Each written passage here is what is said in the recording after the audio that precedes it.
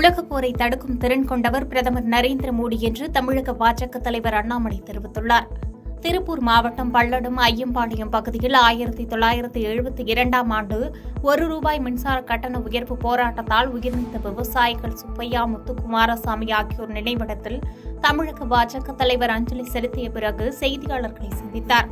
அப்போது கள்ளக்கிணறு 4 பேர் படுகொலை சம்பவத்தின் தீர்ப்பு தற்போது அவர்களது குடும்பத்தினருக்கு ஆறுதல் அளிப்பதாகவும் தெரிவித்த அவர், ஈரான் இஸ்ரேலை தாக்கும் சம்பவம் உலக தலைவர்களின் தலைவராக கூறப்படும் மோடி தீர்த்து வைப்பாரா, அதற்கான நடவடிக்கை மேற்கொள்வாரா என்ற கேள்விக்கு, இன்றைய சூழ்நிலையில் உலக நாடுகளில் 3ஆம் உலகப் போரை நோக்கி சென்று கொண்டிருக்கிறது.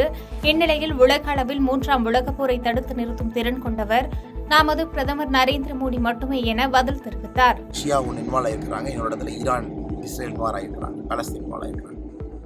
ஸோ இந்த நேரத்தில் தான் இந்தியாவுடைய தலைமை இன்னும் கெட்டியாக, இன்னும் வலிமையாக இந்திய நாட்டை பாதுகாக்க, இறையாண்மையை பாதுகாக்க இந்த நேரத்தில் இந்தியாவுடைய தலைவர் 2024 மோடி அவர்கள் வர வேண்டிய கட்டாயம் அவசியம் இன்னும் உறுதியாகுது.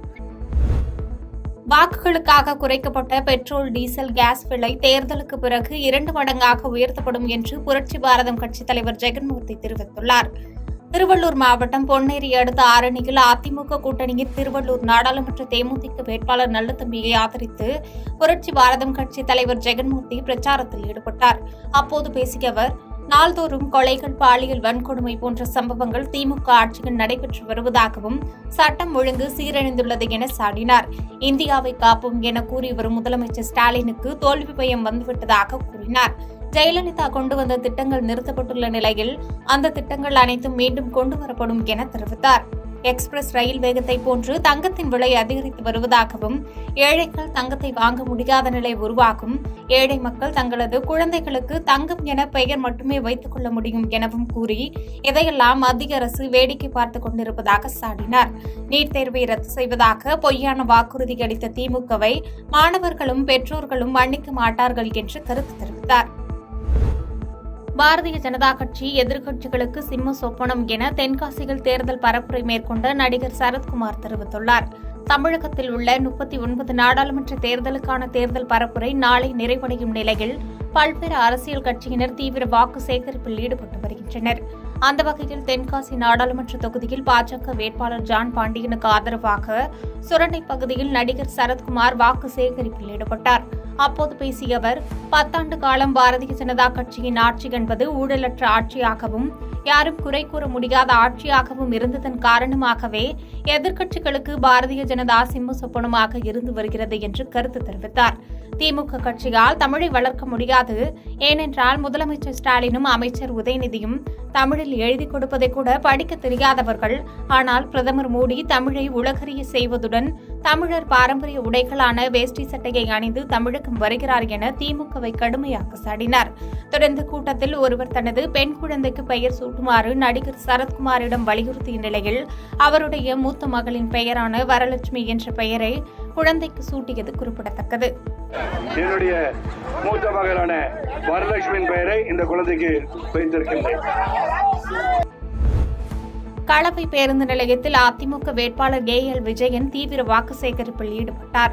ராணிப்பேட்டை மாவட்டம் அரக்கோணம் மக்களவை தொகுதியில் அதிமுக வேட்பாளர் AL விஜயன் திமிரி கிழக்கு ஒன்றியம், ஆம்பாக்கம், சொரையூர், வாழைப்பந்தல் கிராமம் மற்றும் களவை பேரூராட்சி பேருந்து நிலையத்தில் ஒன்றிய செயலாளர் சொரையூர் குமார், நகர செயலாளர் சதீஷ் ஆகியோர் தலைமையில் இரட்டை இலை சின்னத்திற்கு வாக்கு சேகரிப்பில் ஈடுபட்டார். அப்போது பேசிய வேட்பாளர் விஜயன், அரசு பள்ளியில் படிக்கும் மாணவ மாணவிகளுக்கு 7.5% மூலம் மருத்துவ கல்வி பெற்றுத் தந்தது அதிமுக. அம்மா சிமெண்ட், அம்மா குடிநீர், மாணவ மாணவிகளுக்கு லேப்டாப், அம்மா மினி கிளினிக், தாலிக்கு தங்கம், பொங்கல் பண்டிகைக்கு அனைத்து குடும்ப அட்டைதாரர்களுக்கும் 2500 வழங்கியது உள்ளிட்ட எண்ணற்ற திட்டங்களை கொண்டு வந்தது அதிமுக என எடுத்துக் கூறி, தனக்கு இரட்டை இலை சின்னத்தில் வாக்களித்து வெற்றி பெற செய்யுங்கள் என்று கேட்டுக் கொண்டார். உசிலம்பட்டி சந்தை திடலில் உள்ள கடைகள் இடிக்கப்படுவதை கண்டித்து வர்த்தகர் சங்கம் சார்பில் கடையடைப்பு போராட்டம் நடைபெற்றது. மதுரை மாவட்டம் உசிலம்பட்டியில் உள்ள பேருந்து நிலையம் இட நெருக்கடி காரணமாக விரிவாக்கம் செய்யப்பட உள்ளது. இந்த விரிவாக்க பணிக்காக பேருந்து நிலையம் அருகில் உள்ள சந்தை திடலில் உள்ள தினசரி சந்தை செயல்படும் சுமார் 140க்கும் மேற்பட்ட கடைகள் இடிக்கப்பட உள்ளன. இந்நிலையில் சந்தை திடலில் உள்ள கடைகளை இடிப்பதனால் அதனை நம்பியுள்ள சுமார் 5000த்திற்கும் மேற்பட்ட குடும்பங்களின் வாழ்வாதாரம் பாதிக்கப்படும் எனவும், அதனால் கடைகளை இடிக்காமல் புதிய இடத்தில் பேருந்து நிலையம் அமைக்க வேண்டும் மற்றும் புற வழிசாலை அமைக்க வேண்டும் என வியாபாரிகள் சங்கத்தினர் தொடர் கோரிக்கை விடுத்து வந்தனர். இதன் ஒரு பகுதியாக இன்று வர்த்தகர் சங்கத்தினர் ஆதரவுடன் ஒருநாள் கவன ஈர்ப்பு கடையடைப்பு போராட்டம் நடைபெற்றது. இதனால் உசிலம்பட்டி மெயின் பகுதி மற்றும் ஜவுளிக்கடை பஜார், நகைக்கடை பஜார் போன்ற பகுதிகளில் உள்ள சுமார் 5000த்திற்கும் மேற்பட்ட கடைகள் அடைக்கப்பட்டதால் உசிலம்பட்டி வெறிச்சோடியது. பாதகம் செய்பவரை கண்டால் நாம் பயங்கொள்ளலாகாது பாப்பா, மோதி மிதித்து விடு பாப்பா, அவர் முகத்தில் உமிழ்ந்து விடு பாப்பா. அண்மை செய்திகளை உடனுக்குடன் தெரிந்து கொள்ள இணைந்திருங்கள் இயம்நாடு தொலைக்காட்சியுடன்.